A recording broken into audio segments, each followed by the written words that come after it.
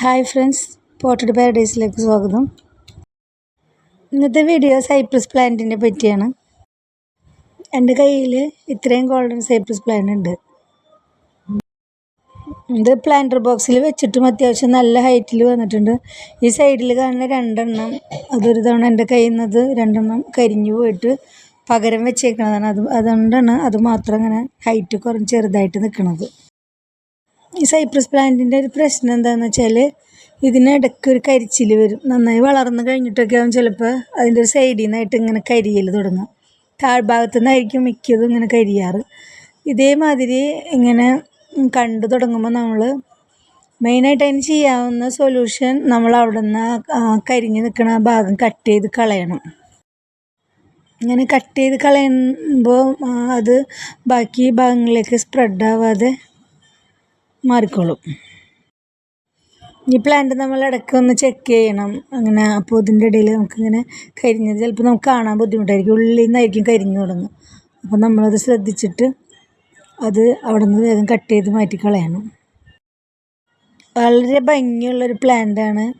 നല്ല ഗ്രീനറിയാണ്. പിന്നെ അധികം മെയിൻ്റനൻസ് വളരെ കുറവാണ്. അതുകൊണ്ട് തന്നെ നമുക്കിത് വളർത്താനും സുഖമാണ്. പിന്നെ നമ്മൾ ഈ പ്ലാന്റ് വെച്ച് കഴിഞ്ഞാൽ കുറച്ച് ദിവസം കഴിയുമ്പോൾ അതിൻ്റെ താഴ്ഭാഗത്തുള്ള സ്റ്റെമ്മൊക്കെ ഒന്ന് കട്ട് ചെയ്ത് കളയണം. താഴെ ഇങ്ങനെ ഒരു വടി പോലെ നിർത്തി കഴിഞ്ഞാൽ കുറേ ഈ കരിയണ പ്രശ്നം കുറേ മാറിക്കിട്ടും. അതിങ്ങനെ മണ്ണിൽ നമ്മൾ നനയ്ക്കുമ്പോൾ ചെളിയും വെള്ളമൊക്കെ തെറിച്ചിട്ടും പെട്ടെന്ന് ആ ഭാഗത്തൊക്കെ അഴുകിയിട്ട് പിന്നെ അത് കരിഞ്ഞ് തുടങ്ങുമ്പോഴാണ് ഈ ചെടി അത് ബാക്കി ഭാഗങ്ങളിലേക്ക് സ്പ്രെഡ് ചെയ്ത് നശിച്ചു പോവുക. ഒരു വീട്ടിൽ ഈ ഒരു പ്ലാന്റ് ഒരെണ്ണെങ്കിലും വേണം. അത്രയും ഭംഗിയുള്ളൊരു പ്ലാന്റാണ്. ഈ ചെടിയുടെ കരിയിൽ വല്ലാതെ നമ്മൾക്ക് കൺട്രോൾ ചെയ്യാൻ പറ്റാത്ത തരത്തിലാണെങ്കിൽ ഒരു ഫൈട്രാൻ എന്ന് പറഞ്ഞിട്ടൊരു ഫംഗിസൈഡ് ഉണ്ട്. അത് വാങ്ങിച്ച് സ്പ്രേ ചെയ്ത് കഴിഞ്ഞാൽ ആ ഒരു പ്രശ്നം അതോടുകൂടി അത് പിന്നെ കുറേ നാളത്തേക്ക് പ്രശ്നം ഉണ്ടാവില്ല. അവിടെ മതിലിലുള്ള പ്ലാന്റർ ബോക്സിൽ കൂടാതെ വീടിൻ്റെ ഫ്രണ്ടിലും പ്ലാന്റർ ബോക്സിലും ഞാനിതുപോലെ തന്നെ 3 എണ്ണം ഇവിടെയും വെച്ചിട്ടുണ്ട്.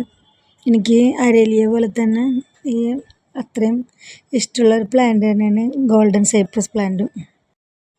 ഈ ചെടിക്ക് അത്യാവശ്യം നല്ല സൺലൈറ്റ് വേണം. ഇപ്പോൾ ഈ നിൽക്കുന്നത് കുറച്ച് ഷെയ്ഡിലാണ്. ഒരു സൈഡിൽ നിന്നുള്ള ലൈറ്റ് അവന് കിട്ടാറുള്ളൂ. അതിൻ്റേതായൊരു ചെറിയ ഗ്രോത്ത് കുറവുണ്ട് ഇതിന്.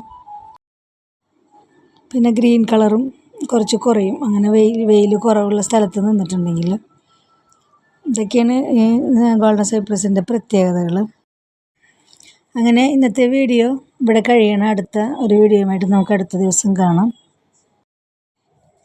പിന്നെ നിങ്ങൾക്ക് ഇങ്ങനെ ഗാർഡനിങ് വീഡിയോസ് ഇഷ്ടമാണെങ്കിൽ എൻ്റെ ചാനൽ സബ്സ്ക്രൈബ് ചെയ്യുക. ഗാർഡനിങ് ആയിട്ടുള്ള വീഡിയോസാണ് ഞാനിതിൽ അപ്ലോഡ് ചെയ്യണത്. അപ്പോൾ അടുത്ത വീഡിയോയുമായിട്ട് നമുക്ക് അടുത്ത ദിവസം കാണാം. Thanks for watching. ബൈ.